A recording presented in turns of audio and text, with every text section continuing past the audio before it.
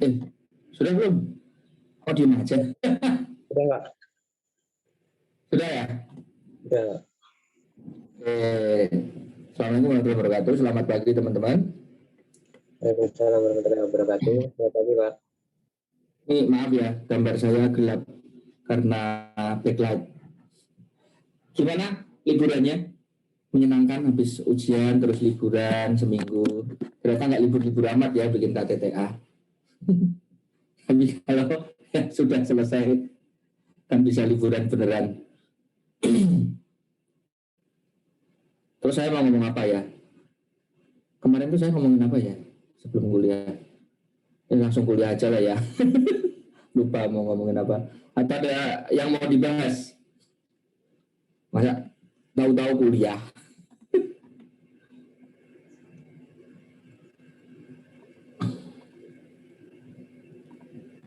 Oh ya, terus untuk materi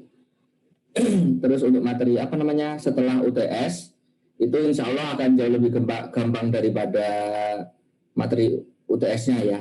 Nanti di UAS insya Allah ujiannya lebih gampang, tapi ya tetap segampang-gampangnya ujian distan ya lah ya.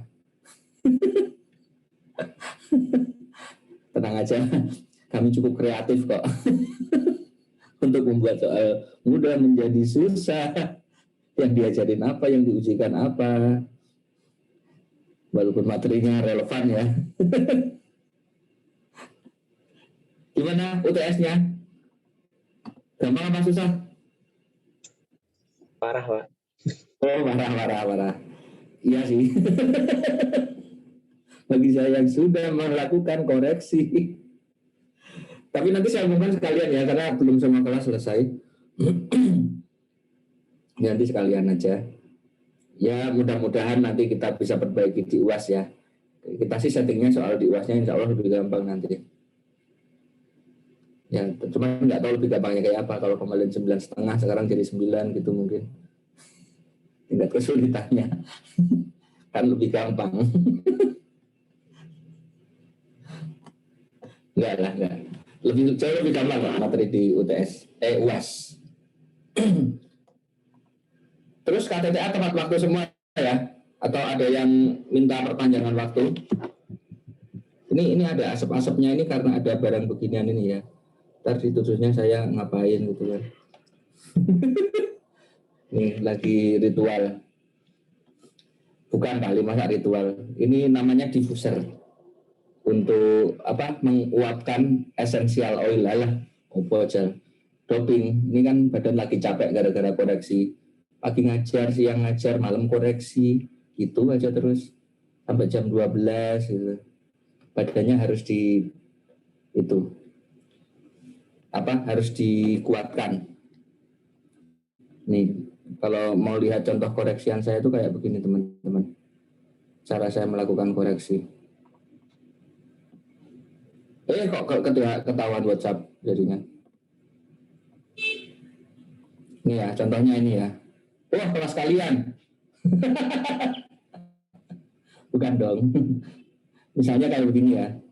Ini saya ukur, ini bayangin aja satu anak itu, ini masih 3 soal. Hal yang dinilai itu sudah ada 52 item dikurangi 4 lah. Itu belum soal yang lain misalnya. Dan tahu ini kesana ada berapa? Seperti ini kesana fieldnya ada sampai huruf sejauh ini. Jadi tolong yang sabar kalau saya lama, ntar kalian ngeluh, dosen lemot, minta tugas saja mintanya cepet, giliran ngoreksi lama. Lihat beban saya, pelan-pelan dong. Ini sampai segini. Dan di soal nomor 3 banyak yang kosong. Terima kasih loh sudah membantu saya jadi cepat koreksinya.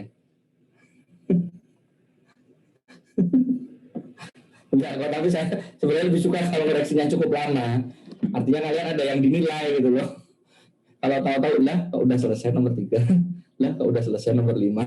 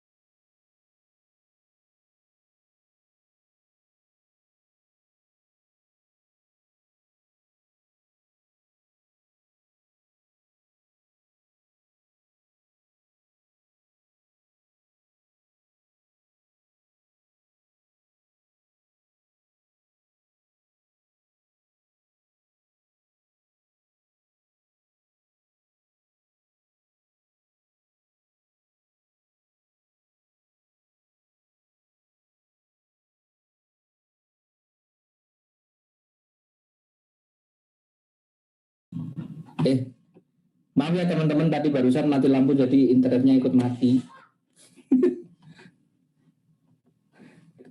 Aduh, gak ada yang nyariin lagi, ya lah.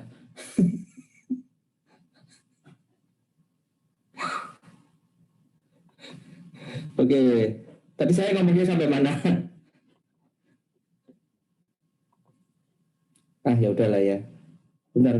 Lu yang jadi host siapa ini? Gara-gara saya hilang kan hostnya hilang ya.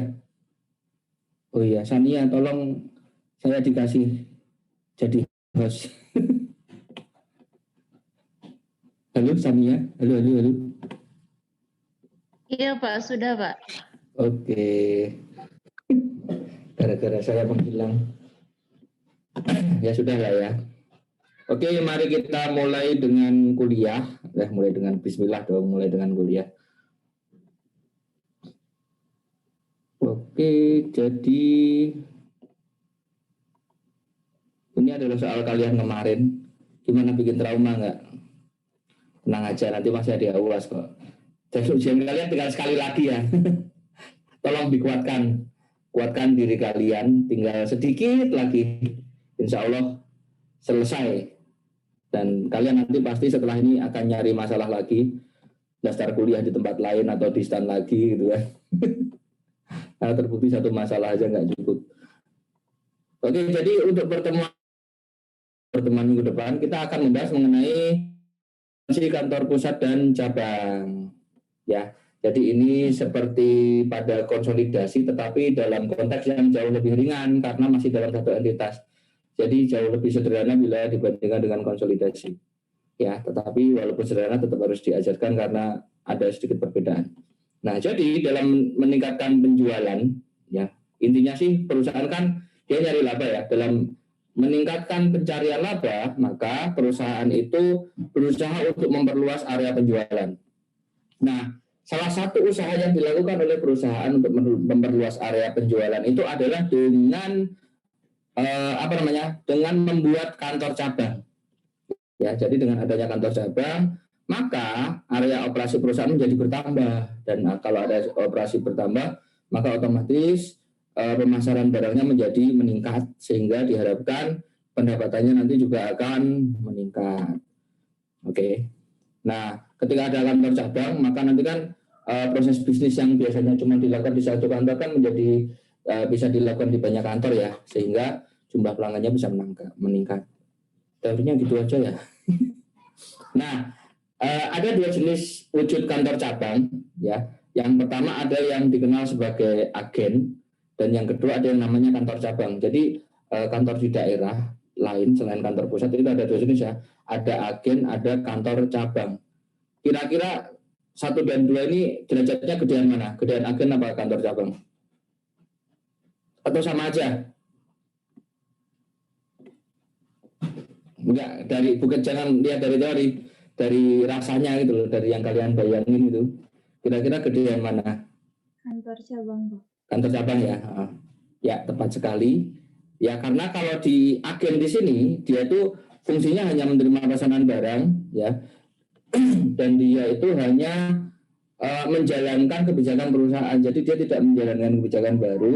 Jadi semua yang ada dipraktekkan di agen itu ya hanya merupakan kebijakan dari kantor pusat. Paham ya? Jadi dia tidak ada kebijakan baru. Ya hanya cukup tukang jualin aja. Bisa dipahami ya? Jadi agen ya hanya menjualkan. Dia misalnya nanti ada kebijakan kepegawaian, mau rekrut pegawai baru atau apa, dia tidak melakukan. Yang bisa melakukan adalah kantor pusat. Sementara kantor cabang dia memiliki kewenangan yang lebih besar dibandingkan dengan agen, karena selain dia menjual barang, kantor cabang itu juga bisa membeli juga barangnya, terus kemudian dia juga bisa membuat kebijakan-kebijakan yang bersifat spesifik untuk cabang tadi. Memang secara umum perusahaan pasti membuat kebijakan yang berlaku untuk semua cabang ya, kebijakan yang global gitu ya. Tetapi setiap cabang dia juga masih diberikan keleluasaan untuk mengatur cabangnya dia sendiri. Karena cabang itu kan juga merupakan salah satu responsibility center ya. Masih ingat nggak responsibility center? Cost accounting.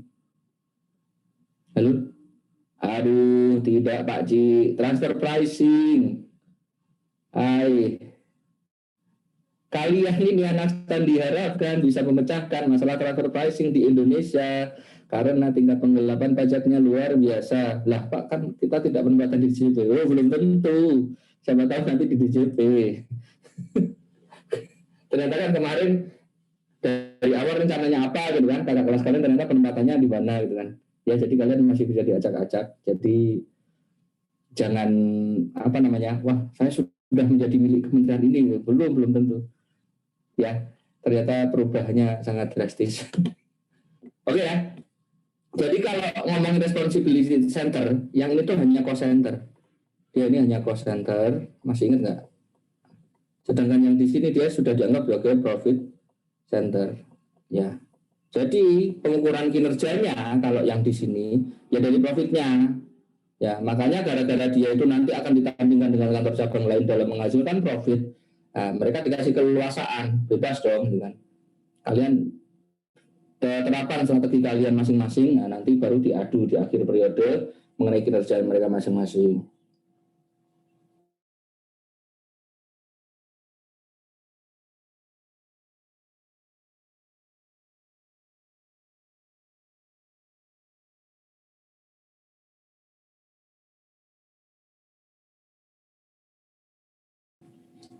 Bisa dipahami ya? Jadi hanya dibandingkan cost centernya saja atau revenue center sih kalau mau lebih tinggi. Nah, berikutnya kita akan bahas mengenai akuntansi untuk agen.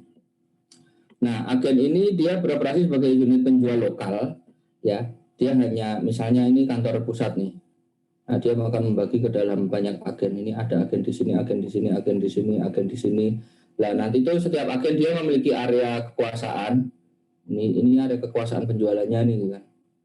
Harusnya sih nggak ada irisan ya. Tadi gambarnya terlalu males, akhirnya ketemu. Nah, nanti dia ditugaskan kantor pusat untuk melakukan penjualan di daerah di mana agen tadi ditugaskan. Kamu jual di sini. Nah, tetap sendiri. Semua kebijakannya akan dilakukan oleh kantor pusat. Nah, dia tidak ada persediaan yang ada di agen, kayak agen tiket itu loh. Dia nggak punya persediaan bis lah, bukan itu dong. Dia tidak punya persediaan, tetapi mungkin kita akan bisa melihat adanya barang yang ada di agen, tetapi itu hanya bersifat sampel saja. Ya, hanya barang display. Oke ya. Ini loh contoh barang yang dijual kayak betul. Nah, terus agen tadi modal kerjanya itu dia diberikan oleh kantor pusat. Jadi, nih kamu dikasih uang sekian ditransfer. Nah, yang digunakan untuk membayar operasional perusahaan selama periode tadi. Nah, dalam mengelola akuntansi untuk dana yang diserahkan ke agen tadi sama kantor pusat itu sistem yang dipakai itu kayak sistem yang ada di Petikes. Masih ingat Petikes enggak? Ya, sistemnya kayak di Petikes. Yang menggunakan Petikes kan ada dua. Masih ingat enggak? Sistem yang ada di Petikes ada berapa? Dua ya. Ada fluctuating dan juga ada apa? Impress fund. Sekolah di SD Impress menyenangkan. Memang kalian sekolah di SD Impress ya. Impress fund. Yang dipakai adalah yang impress fund.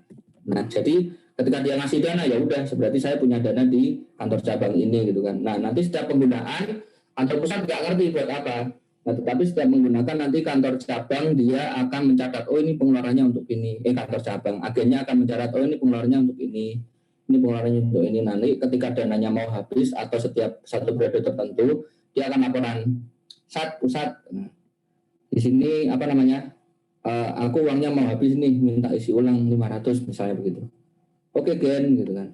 Nanti akan diisi ulang, terus kemudian ketika kantor pusatnya menyerahkan kas, baru nanti akan terjadi proses pencatatan. Nah, kantor pusat di sini yang bertanggung jawab menyelenggarakan pembukuan. Tadi sudah kita bahas ya. Jadi yang melakukan pembukuan atau melakukan proses akuntansi itu adalah kantor pusatnya. Jadi si agen itu hanya melaksanakan proses bisnis biasa, tidak mencatat. Ya, jurnal penjualan, bahkan membuat tagihan ke pelanggan, menerima pelunasan, semua akan dilakukan oleh kantor pusat. Nah, semua biaya operasi agen akan dipenuhi kantor pusat, ya, dan akan menjadi bagian dari biaya kantor pusat. Ya, dia tidak diminta mempertanggungjawabkan biaya-biayanya. Oke ya, paham ya? Definisi agen ya, sifat-sifat agen ya. Oke. Nah, berikutnya akuntansi untuk agen tadi sudah kita bahas. Agen dia tidak membukukan.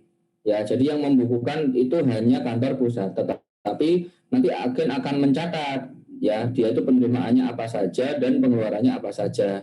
mencatat biasa. Nanti setiap periode tertentu dia akan melaporkan ke kantor pusat untuk meminta kas lagi ya, dengan diberikan oleh bukti-bukti, misalnya ada voucher, ada faktur, kwitansi dan sebagainya, ya, yang mendukung permintaan dana dari agen tadi. Bentar, saya mau ganti internet lagi. Ini tadi gara-gara mati lampu saya terpaksa pakai HP ini. Oke.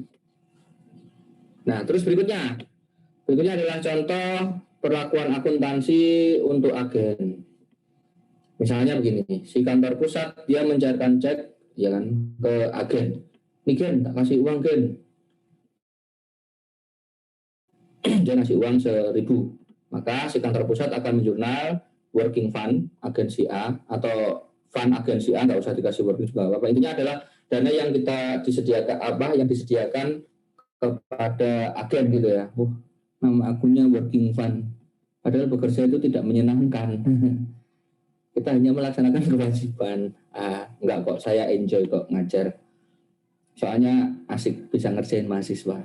Kapan lagi kita ngetrol gitu kan, kita ngeprank, tapi yang diprank cuma bisa pasrah. Tidak ada perlawanan, sungguh menyenangkan. Ya, jadi ketika kantor pusat ngasih dana, ya dia akan menjurnal working fund pada cash. Ya ini yang kayak petty cash ini loh. Ini setara kayak akun petty cash dulu. Masih ingat kan petty cash di tingkat 1 itu loh.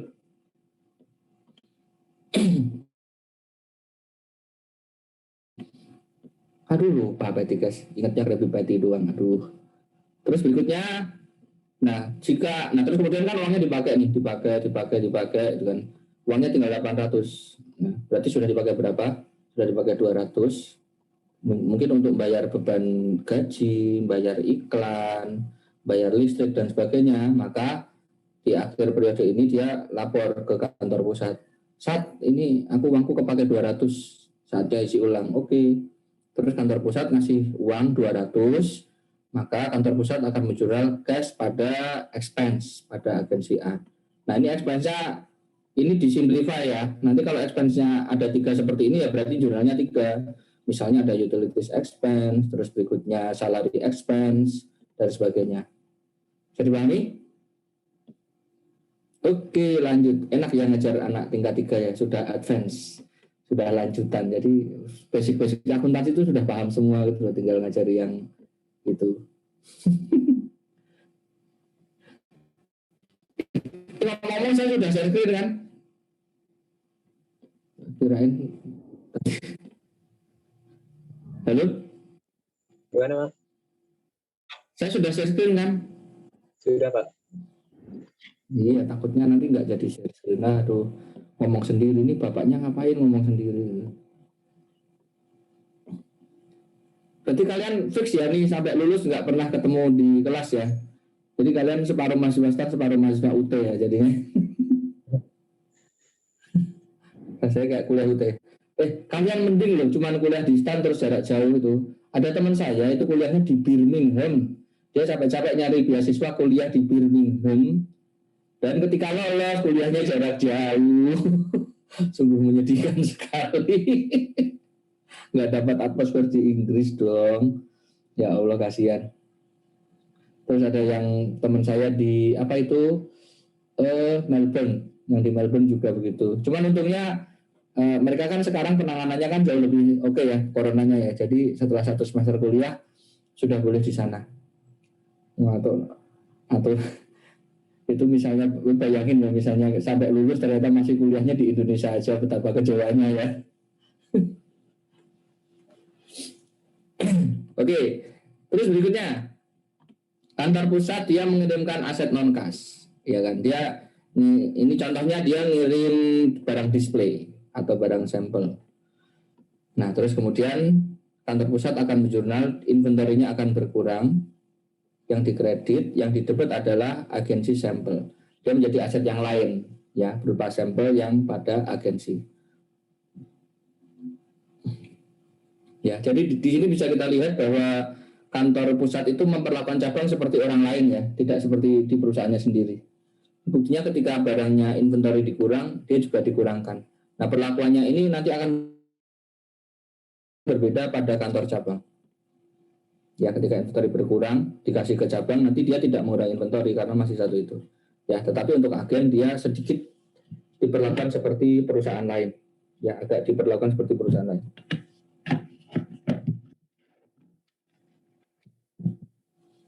Terus berikutnya, misalnya agen melakukan penjualan, ya, maka si agennya nanti akan melakukan pelaporan ke kantor pusat. Aku udah menjual nih. Oke, dia akan menjurnal kantor pusatnya. Ini yang jurnal bukan cabang agen ya, maaf, bukan agen, tapi kantor pusat. Nanti dia akan menjurnal account receivable pada sales sebesar 1.200. Di sini contohnya segini ya. Terus kemudian dia akan menjurnal COGS pada merchandise inventory. Tetapi untuk salesnya dia dikasih embel-embel dari agen A. Nah, nanti semuanya biar ketahuan nanti. Ini dari agen A itu total pendapatan kita ada berapa sih gitu kan. Kurang lebih begitu. Ini nanti kita selesai lebih cepat nggak apa-apa ya. Ya, untuk sesi Zoom. Soalnya materinya sedikit ini sebenarnya untuk akuntansi pusat dan cabang ini. Ini kalau saya mau kelarkan 1 kali tatap muka selesai. Cuman kita dijadwalkan untuk 2 kali tatap muka, jadi saya bagi aja ya. Jadi nanti kita bukan latihan apa namanya. Saya akan menjelaskan sampai kita jurnal penyesuaian. Sebelum penyesuaian. Nah, untuk jurnal penyesuaian nanti baru kita bahas minggu depan. Oke? Dan saya juga mau lanjut koreksi. Langkah masih jauh. Nah, terus berikutnya masih untuk agen. Nah, terus kemudian pelanggannya membayar ke kantor pusat, maka kantor pusat akan menjurnal cash pada account receivable. Nah, terus berikutnya, ya ini sudah akhir periode. Nah, terus waktunya melakukan jurnal penutupan, closing entries. Maka jurnal penutupannya itu sama seperti jurnal penutupan biasa, tetapi income summary-nya kita ganti ke income agensi A. Ya, atau income summary nggak apa-apa, tetapi ada embel-embelnya agensi A. Jadi ya, jadi biar ngumpul ini yang dari agen mana. Nah, pertama kita tutup adalah sales pada income agensi A. Mau bilang agensi E, tapi nanti capek switch-nya, beri agensi A aja ya, gitu aja ya. Income agensi A sekian, kita tutup pendapatan ya, terus juga kita tutup beban, expense di kredit yang didebit adalah income agensi A, maka totalnya nanti akan ada 200 saldo income-nya, baru 200 ini kita tutupkan ke income summary. Ya, yang dikumpulkan rame-rame sama income summary yang lain. Oke? Nah, terus jurnal penyesuaian. Ini kan tadi sudah jurnal penutup. Jurnal penyesuaian itu contohnya pada barang sampel tadi ya. Tadi kan kita ngasih barang sampel. Ngasih barang sampel, mana barang sampel? Ini kan, masih barang sampel 200. Nah, sampel kan ada yang bersifat bisa habis dimakan, ya kan, habis dipakai. Misalnya kita ngasih sampel makanan gitu kan. Ini misalnya agen penjualan sosis misalnya, sosis sultan itu kan, dan jeler gitu. Lagi rame sosis sultan cek. Nah, itu kan dimakan kan, pasti habis ya barangnya ya, berkurang. Ini contohnya seperti itu. Jadi inventory-nya tadi ngasihnya 200 nih. Nah, di akhir periode dia butuh penyesuaian, dilihat dulu sosisnya tinggal berapa. Oh, ternyata berkurang 50. Maka nanti si agen akan melaporkan, saat sosisku berkurang 50 nih, bukan. Nah, maka nanti kantor pusat akan menjurnal agensi samples pada di kredit yang didebit adalah advertising expense. Oke, ini nggak cuma kalau barang berkurang ya, misalnya barangnya aus, itu juga bisa dilakukan pengurangan. Misalnya kita ada display TV dan sebagainya. Itu TV kan kalau di cabang penjualan gitu kan dia dinyalain terus. Itu nilainya kan akan susut ya biasanya ya. Nah, ini juga bisa untuk itu. Nilai barangnya dikurang, agensi samples di kredit jadinya ya nanti debitnya akan dibebankan ke advertising expense. Karena barangnya tadi itu digunakan untuk mempromosikan penjualan. Makanya kita mendebit advertising expense. Oke, ini saja untuk akuntansi agen. Ada yang bisa ditanyakan? Ada yang bisa ditanyakan. Ada yang mau ditanyakan? Gampang ya? Oke. Bentar ya, saya rehat sejedak, minta waktu 2 menit. Istirahat ngomong dulu.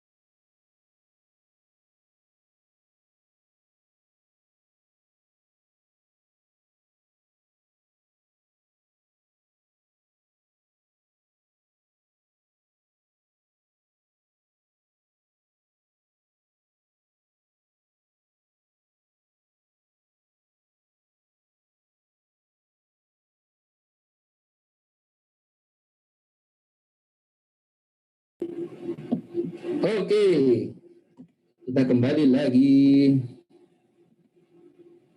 Berikutnya itu akuntansi untuk kantor cabang. Nah, kantor cabang itu dia sudah bisa dianggap sebagai unit bisnis terpisah, tapi masih satu entitas ya. Tetapi unit bisnisnya dia terpisah dan memiliki independensi ya. Dia memiliki kebebasan untuk mengatur beberapa bagian hal yang bisa diatur. Oke, tetapi walaupun dia memiliki otoritas ya, tetap untuk aturan-aturan yang bersifat global itu nanti akan tetap dikendalikan oleh kantor pusat. Ya, jadi otonominya dia ditentukan oleh kantor pusat. Terus terkait kebijakan dan prosedur umum yang diterapkan oleh kantor pusat itu berlaku untuk seluruh cabang, jadi biar adil. Walaupun mungkin ada kantor cabang yang dikecualikan ya. Nah, terus berikutnya manajer cabang biasanya diberikan kewenangan untuk mengelola aset-asetnya dan juga mengambil keputusan yang terkait teknis yang ada di kantor cabang. Nah, terus kemudian kas dan barang dagangan kantor cabang serta aset lainnya itu dia disuplai oleh kantor pusat. Jadi kasnya itu modal perusahaan. Nah, ya kalau kita menganggap cabang seperti perusahaan independen ya, maka modal kantor cabang itu semuanya berasal dari mana? Kantor pusat. Ya, jadi kita anggap misalnya ini kayak ada perusahaan sendiri, tetapi modalnya dia diserahkan dari kantor pusat. Nah, bedanya dengan agen, kalau salah satu bedanya ya, kalau kantor agen tadi itu dia kan tidak bisa membeli barang sendiri, semuanya diberikan kantor pusat. Nah, untuk cabang itu bisa. Jadi misalnya ada cabang itu yang dia tetap bisa dapat suplai dari kantor pusat, tetapi dia juga diberikan kewenangan untuk melakukan pengadaan sendiri. Ya, jadi lebih banyak wewenangnya dibandingkan dengan agen. Nah, benar-benar. Ini nggak usah kita bahas. Nah, dalam mencatat akuntansi untuk kantor cabang, ya, itu sistem pencatatannya ada 3 jenis. Ya, bagaimanakah mencatat transaksi yang di kantor cabang itu ada 3 jenis. Yang pertama, nah itu perlakuannya kayak agen. Jadi cabang tidak menjurnal, ya. Semua jurnal dilakukan oleh kantor pusat. Nah, ini tidak praktis, ya, karena kan kantor cabangnya kan harus lapor terus setiap saat, ya, biar bisa dia melakukan penjurnalan. Tetapi bagusnya dia tidak butuh rekonsiliasi. Jadi kurangnya itu ya, kurangnya dia susah prakteknya karena kantor cabangnya harus selalu lapor. Tetapi enaknya adalah dia tidak perlu rekonsiliasi karena tidak ada pencatatan berganda. Nah, sementara yang sistem yang kedua itu dibukukan 2 kali. Jadi kantor cabang jurnal Paham ya? Setiap ada transaksi kantor cabang jurnal. Nah, nanti setiap periode tertentu kantor cabang itu akan mengirimkan jurnalnya ke kantor pusat disertai dengan bukti-buktinya. Paham ya? Jadi dua-duanya akan menjurnal nanti. Ini kebalikannya, kalau ini sangat tidak repot. Ini lebih repot lagi. Ya karena dua-duanya jurnal. Jadi apa namanya? 2 kali dia menjurnalnya. Ya. Loh, terus double counting dong, Pak? Enggak. Nanti jurnal yang dilakukan kantor pusat terkait cabang, nanti dia tidak minta lagi kantor cabang untuk menyerahkan pembukuannya. Kan sudah dibukukan oleh kantor pusat. Loh, sia-sia dong Pak kantor cabang membukukan, dia enggak juga. Nanti kan dia bisa melakukannya sebagai pertanggungjawaban. Ini Pak, laba saya di periode ini sekian, seperti itu. Paham ya? Cuman ya boros tenaga aja, karena dia melakukan 2 kali penjurnalan. Nah, karena ini boros, ya kan, maka dibuatlah sistem yang ketiga. Kantor pusatnya nggak jurnal, cukup yang jurnal kantor cabang. Lah nanti setiap akhir periode cukup dia menyetorkan apa? Laporan keuangan. Nah, terima ya. Nah, laporan keuangan ini cukup digabungkan, selesai, sudah jadi itu. Ya, jadi ini kayak konsolidasi ceritanya. Ini yang paling sering digunakan karena dia yang paling simpel. Dan untungnya kita hanya belajar yang ini ya. Enggak sulit konsolidasi kok kaget. Biasa aja ini. Enggak sulit konsolidasi. Lebih gampang. Oke, berikutnya. Ya, jadi kita hanya akan membahas di mana pembukuannya hanya dilakukan di kantor, cabang, atau manajer yang lain. Nanti tahu-tahu yang keluar mana. Kayak kemarin loh yang saya kaget. Kan ketika membahas mengenai mutual holding kemarin, ya memang jujur kita kebanyakan bahasnya mengenai yang pakai treasury stock. Treasury stock pakai yang konvensional. Kenapa? Karena kalian yang nanya. Personally saya sebenarnya nggak ngajar itu banyak-banyak gitu loh. Yang saya tekankan di treasury. Tapi kalian nanyanya itu mulu. Ternyata keluar di ujian memang treasury kan ya. Terus karena ada beberapa anak yang sudah menguasai metode konvensional, dia memaksakan diri, nggak mau, pokoknya aku maunya konvensional. Ya kan dimintanya treasury, gimana sih? Ya jangan suka overthinking, makanya udah lah, yang saya ajarkan itu sudah sesuai dengan konsep ujian sebenarnya. Tapi kalau kalian nanya ya masa nggak saya jawab. Oke ya. Terus Pak gimana dong Pak, disalahin? Ya iyalah, mau dimintanya apa, jawabnya apa loh. Coba kalian beli di Bank GoFood misalnya, Bang beli bakso gitu kan, dibawainnya ke Tua Madagaskar ya, yang mana mau kalian. Oke ya, udah. Jadi kita akan bahas mengenai ini aja ya, jadi biar fokus. Jadi pasti keluarnya ya yang ini doang, yang diajarinya satu doang. Nah, ini berikut sedikit konsep mengenai akuntansi pusat dan cabang. Jadi itu kalau dilogikkan, disilogismekan seperti investasi pada anak ya. Kalau kita menggunakan silogisme pada investasi pada anak, maka kantor cabang itu bisa kita anggap sebagai anak, kantor pusat bisa kita anggap sebagai induk. Nah, nanti akun investasinya, investment pada anak ya, itu kantor pusatnya itu akan mencatatnya sebagai apa? Branch atau investment in branch. Dan sebaliknya cabang, ya kan, kalau kita anggap sebagai anak, dia kan punya akun ekuitas nih. Nah, akun ekuitasnya itu di jurnal, jadi bukan common share, bukan share premium gitu ya, tapi akunnya apa? Home office. Nah, 2 akun ini itu bersifat resiprok. Saldonya pasti sama. Home office dan investment in branch itu harus sama. Paham ya? Jadi setiap pusat mentransfer cash misalnya, tak kasih cash nih gitu kan. Nah, nanti dia akan menjurnal branch ditambah, investasi pada branch ditambah, mengurangi cash, dan sebaliknya home office nanti cabang nanti akan menjurnal, dia akan menerima cash di debit dan kredit, nambah ekuitasnya di home office seperti itu. Ya, jadi setiap nambah modal dia akan dilaporkan di home office nama akunnya. Home office. Oke. Jadi office-nya yang versi home bukan corporate.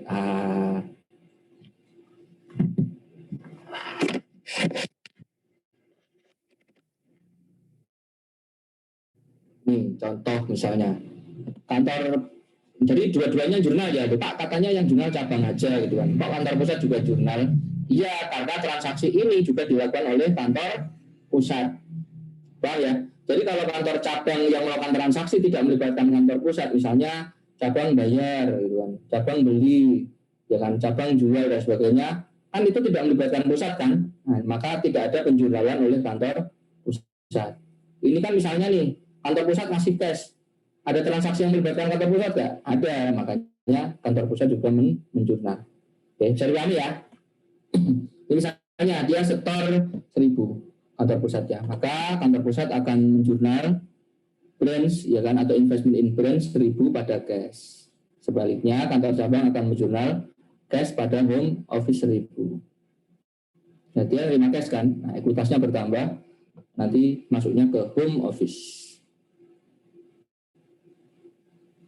Berikutnya, sebaliknya, saat itu aku kebanyakan uang nih, saat tak kasih 500, tak balikin 500. Oke bang, gitu kan.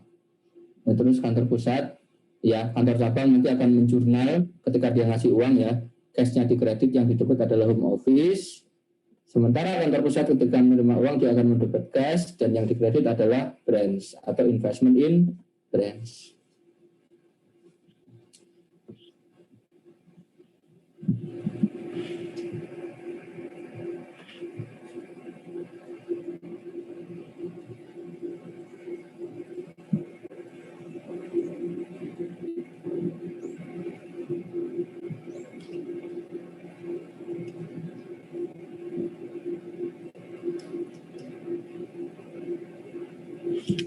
Oke, berikutnya.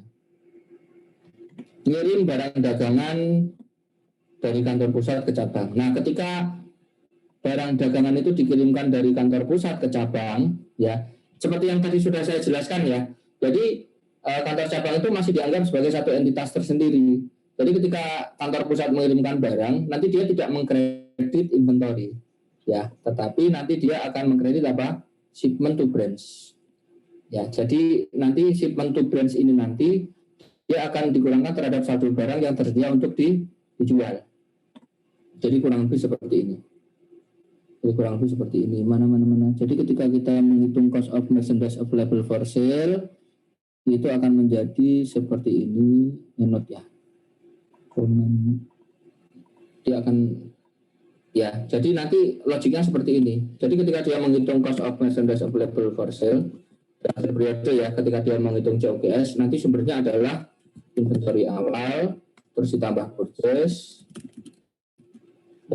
purchase, terus kemudian nanti akan dikurangi lagi dengan apa? Shipment to branch.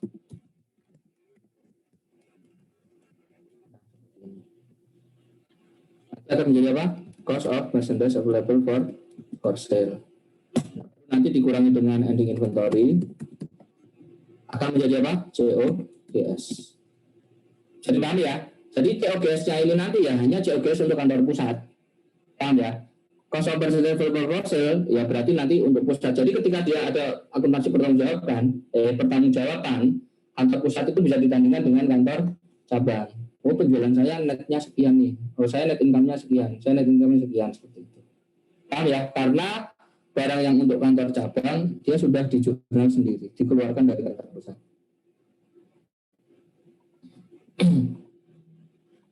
Nah, berikutnya yang untuk kantor cabang, ya cabang nanti dia itu akan mencatat barang dagangan, ya ketika dia menerima barang dagangan itu nanti akan didebit pada shipment from home office, ya, dan yang dikredit adalah home office.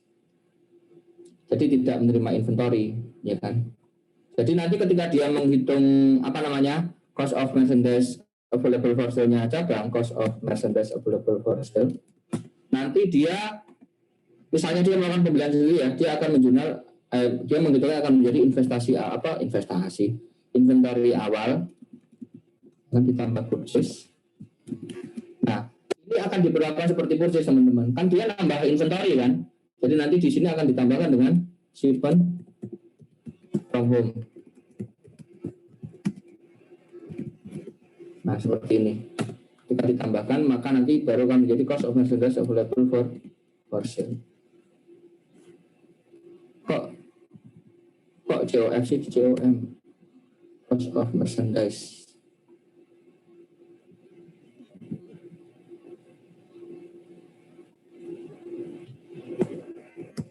Nah, bisa dipahami ya. Jadi logiknya kalau di sini seperti pembelian, kalau yang di atas dia mengurangi pembelian. Oke, paham ya perlakuannya ya. Jadi kalau di kantor pusat ketika dia mengirimkan barang ke daerah, dia akan debit branch. Jadi investasinya bertambah kan dia ngasih barang kan. Nah, tapi karena barangnya tadi belum dijual, dia tidak mengkredit inventory, tetapi baru mengkredit shipment to branch.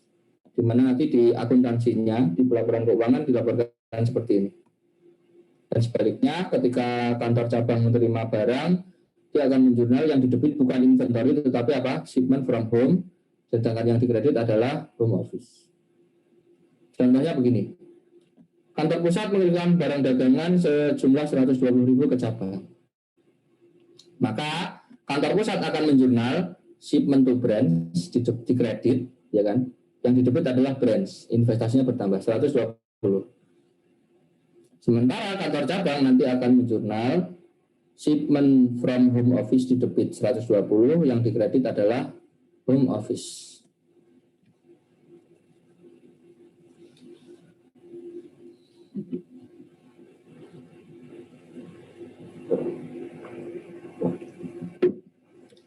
Oke, bisa?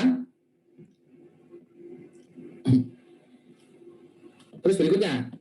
Nah, ini tadi kan pusat ikut menjurnal kan, sama kayak yang di atas ini. Pusat ikut menjurnal, kenapa? Karena transaksinya melibatkan pusat. Makanya si pusat juga harus menjurnal. Masa kasnya berkurang, pusat tidak menjurnal? Masa pusat kekurangan barang, dia tidak menjurnal? Nah, berikutnya, ketika transaksinya itu dilakukan oleh cabang sendiri tanpa melibatkan pusat, ya yang jurnal hanya cabang. Contoh misalnya, cabang dia membayar beban-beban ini. Ada beban gaji, ada beban sewa, ada beban miscellaneous. Rupa-rupa ya bahasa Indonesianya, bukan lain-lain ya. Kayak pelangi ya, rupa-rupa. Bukan Pak, itu buat napas. Paru-paru. Agak saya nggak ngerti ya, buat napas. Oke, maka dia akan menjurnal. Ya Allah, geli sendiri ya. Untung kalian nggak ngerekam ya. Ngerekam ya. Kalian nggak ngerekam kan? Tadi nggak ada yang minta ngerekam. Ngerekam, Pak. Iya, direkam. Tolong jangan diviralkan di TikTok ya. Ntar diviralkan itu kan. Oke, maka si kantor cabang akan menjurnal ya salaries expense, rent expense, miscellaneous pada cash. Ya, pusat nggak ikut jurnal. Paham ya? Karena tidak melibatkan kantor pusat. Makanya sistem ini disebut sistem yang hanya dicatat kantor cabang. Jadi setiap transaksi yang hanya dilakukan cabang ya, yang jurnal ya hanya cabang.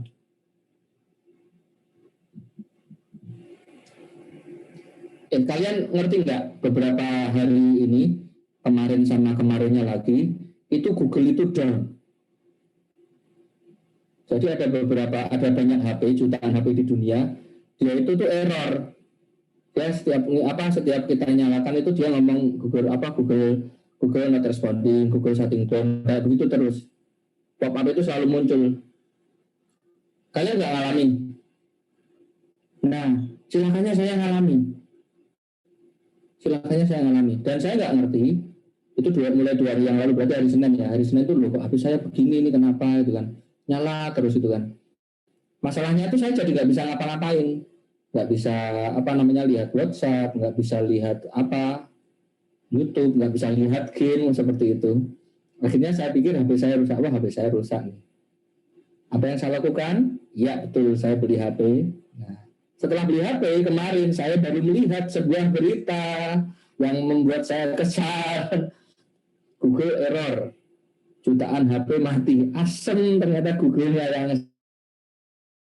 salah. Kenapa saya beli HP? Kembalikan uang saya. Di prank dong saya sama Google. Ini Google saya kerja sama Xiaomi deh. morotin saya, kesel banget. HP-nya belum datang, Google-nya sudah sembuh, kesel. Emosi. Oke ya, balik lagi sini ya. Kenapa saya tidak bersabar sih, gitu kan? Coba saya bersabar. Ini hikmahnya adalah kalau ada cobaan yang sabar ya. Oke, berikutnya. Nah, kadang-kadang ya kantor pusat itu dia membayar seluruh bebannya. Jadi logiknya begini. Misalnya ini kan kantor pusat nih. Dia terbagi menjadi ada 4 cabang misalnya.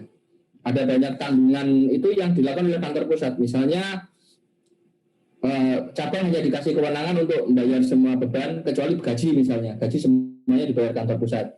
Jadi paham ya? Jadi setiap bulan itu pusat nanti akan menjurnal misalnya untuk ketika membayar gaji si kantor pusat itu nanti setiap bulan akan menjurnal salary expense, ada cash misalnya atau salary payable ya misalnya cash. Dia yang menjurnal begini semua. Ini misalnya untuk ini kantor pusat, ya kan? Dia punya 3 cabang ya misalnya ya. Ini pusat, ini cabang, ini cabang, ini cabang. Misalnya total salarinya kok salah pindah ke sini. Ya, misalnya di sini total salarinya dia untuk 4 kantor ini ya, 1 pusat dan 3 cabang ini. Totalnya misalnya ada 4.000 misalnya, 5.000. 5.000. Ya beda. Jadi kantor pusat ini bebannya 2.000 ya. Kantor pusat bebannya 2.000. Sementara kantor yang lain pembebanannya 1.000 masing-masing. Ini 1.000.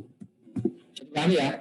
Tetapi karena pegawainya itu dianggap sebagai pegawai kantor pusat, maka yang bayari gaji tiap bulan itu kantor pusat.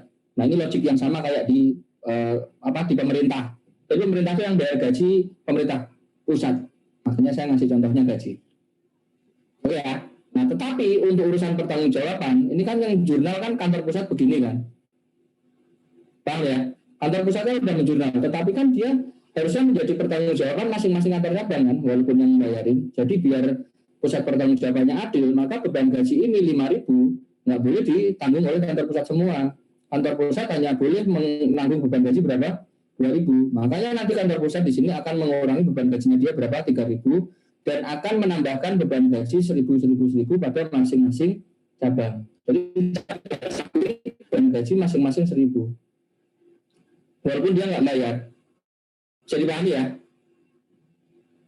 Karena secara real memang orangnya bekerja di cabang, cuman yang bayar bukan kantor pusat. Nah, maka nanti perlakuannya ketika kantor pusat tadi bayarin beban yang dilakukan oleh kantor cabang ini tadi, maka nanti si kantor cabang, kantor pusat dulu ya, setelah dia bayar salary expense ini, maka kantor pusat dia tuh akan mendebit branch dan akan mengkredit akun yang dipakai. Ya, akun yang dipakai misalnya di sini yang akun yang dipakai apa? Salary expense ya. Berarti nanti kita akan mengkredit apa? Salary expense untuk mengurangi. Tetapi kalau yang dipakai prepaid misalnya, saya bayar asuransi nih misalnya. Jurnal di awal prepaid, nanti jurnal penyelesaiannya berarti apa namanya? Jurnalnya ya berarti prepaid yang dikurangi. Bisa dipahami? Paham ya logiknya ya? Nah, ini kantor pusat seperti itu, dia akan mendebit branch ketika dia mengurangi proses ini. Contohnya seperti ini ya. Misalnya di sini nanti dia akan menjurnal berarti apa? Jurnalnya apa? Berarti apa? Branch 1, 2, 3 ya. 1, 2, 3 kan ada 3 nih branch-nya. Berapa branch-nya?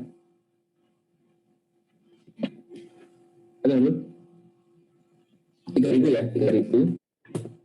Di sini nanti akan mengurangi expense, salary expense. Nah, paham ya? Maka nanti kantor pusat expense-nya dia akan menjadi hanya 2.000 dan kantor cabang nanti akan menjurnal ya, dia akan mendebit expense dan yang dikredit adalah home office. Misalnya kantor pusat yang satu ini ya, yang ini ya, dia akan menjurnal apa? Salary expense ada apa? Home office. berapa? 1.000 ya, nggak muat 1.000. Oke. Paham ya? Logiknya begitu ya. Ketika kantor pusat membayarin itu, ini jurnal awalnya dia seperti ini. Ketika dia mengalokasikan beban ke kantor cabang, ya maka kantor pusat akan menjurnal, dia akan menambah masing-masing branch saldo di debitnya dan akan mengurangi saldo expense-nya dia atau saldo apapun yang dia jurnal dulu ketika bayar. Oke. Sementara kantor cabang dia akan mendebit expense dan mengkredit home office. Jadi menambah modalnya dia, modalnya kantor pusat. Oke, bisa dipahami?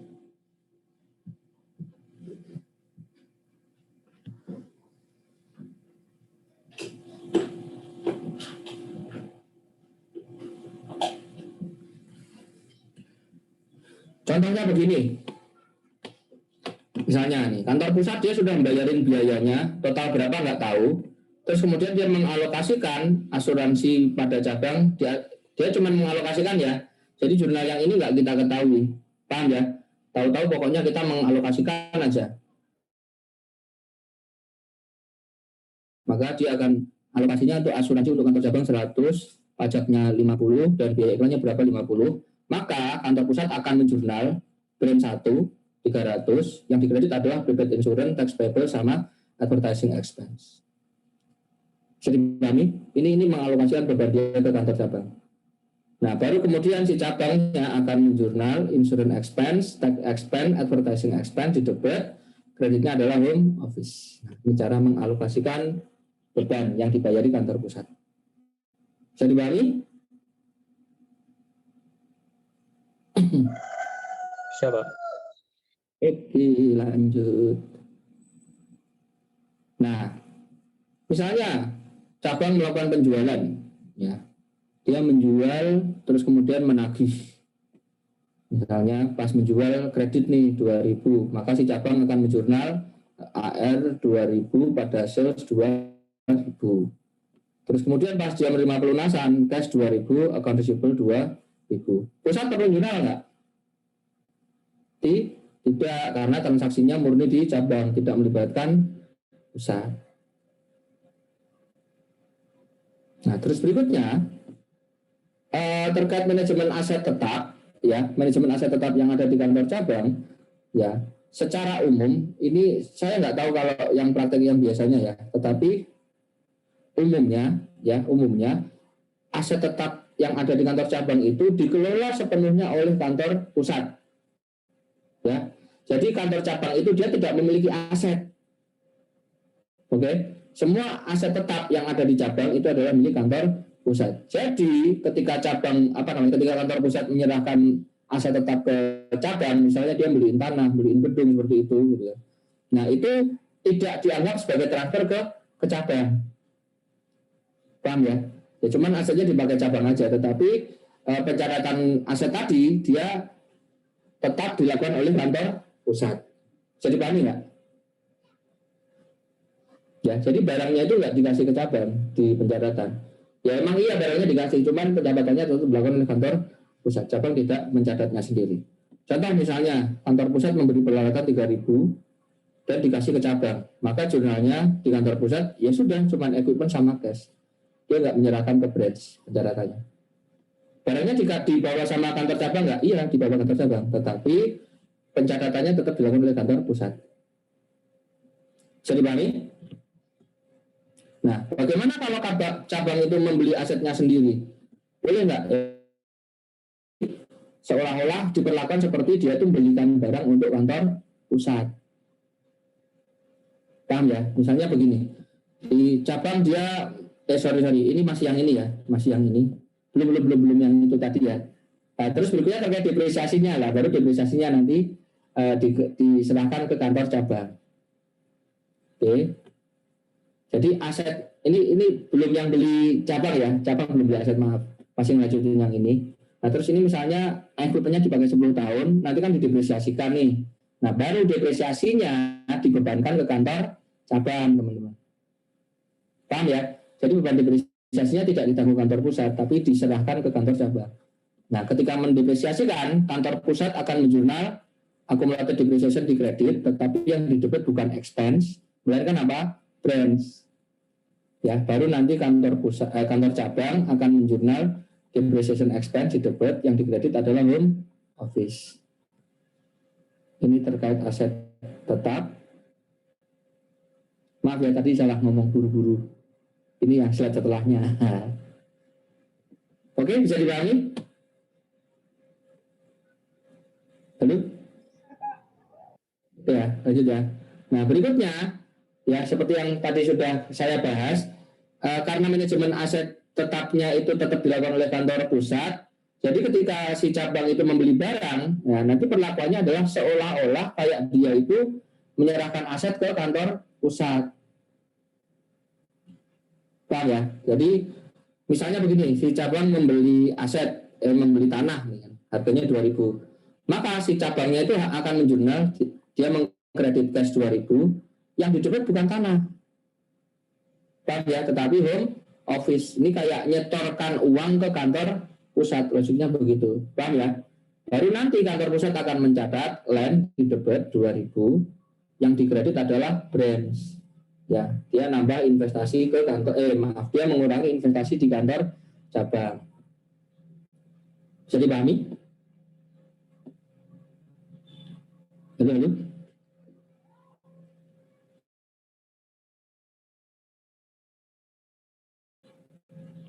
Bisa, Pak. Terus tambah pembelian biasa, purchase. Oh ya, tapi jadi ngomong-ngomong teman-teman ya, kita nanti di sini kita akan menggunakan sistemnya periodik. Ya, tidak diajarkan yang perpetual. Kenapa? Ya sekali lagi untuk mengurangi beban kalian. Jangan diajari dua-duanya, satu aja lah. Oke, kita akan mendebit purchase dan mengkredit cash atau payable. Pusat jurnal enggak? Enggak, kan tidak melibatkan pusat. Beda kayak ini kan, ini memang karena aset tetap itu dikelola pusat, maka kita menjurnal pusat. Kalau ini kan enggak. Oke. Nah, terus berikutnya, ya di akhir periode, ketika kantor cabang itu, jadi ini sudah ya, berarti di jurnal penutupan, di jurnal penutup, maka kantor cabang itu dia akan menutup seluruh akun-akun pendapatan dan seluruh dan seluruh beban. Jadi kayak yang tadi, pertama kita tutup semua pendapatan, maka kita akan jurnal sales pada income summary. Terus yang kedua kita tutup semua beban, ya, income summary di debit, kreditnya semua beban dan juga COGS dan juga purchase dan sebagainya. Totalnya jadi berapa ini netnya? 300 ya. Nah, baru nanti 300 itu akan kita tutupkan ke saldo home office. Jadi kayak penutupan biasa. Cuman kan kalau perusahaan biasa menutupkannya ke return earning atau capital kan. Nah, di sini kita jangan lupa bahwa saldo ekuitasnya si anak itu apa? Home office. Maka nanti setelah di sini jurnal penutupannya income summary 300 ditutupkan kemana? Home office. Nah, baru nanti dia lapor ke kantor pusat.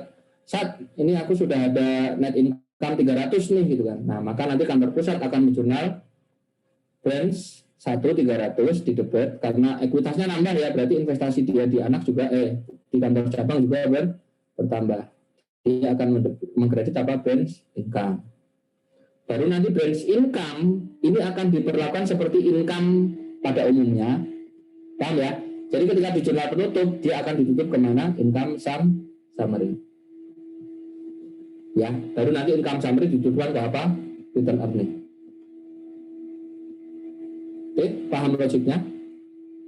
Nah, ini biar minggu depan punya bahan, jurnal penyesuaian akan kita bahas minggu depan. Oke, ada yang mau ditanyakan? Ini sudah sesi sinkronusnya.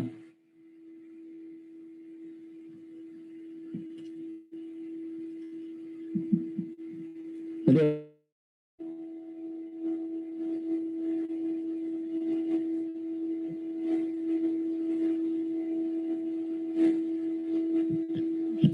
sudah ya.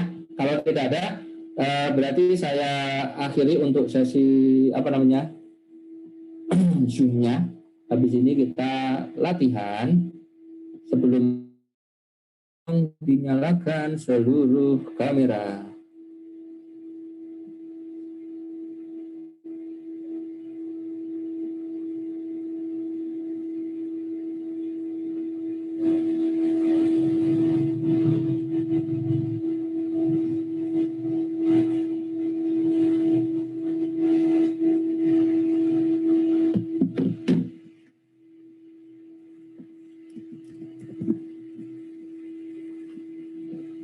Gambar akan diambil pada 1, 2, 3. Oke. Ruang sebelah. 1, 2, 3. Oke teman-teman, ya cukup sekian untuk sesi Zoom.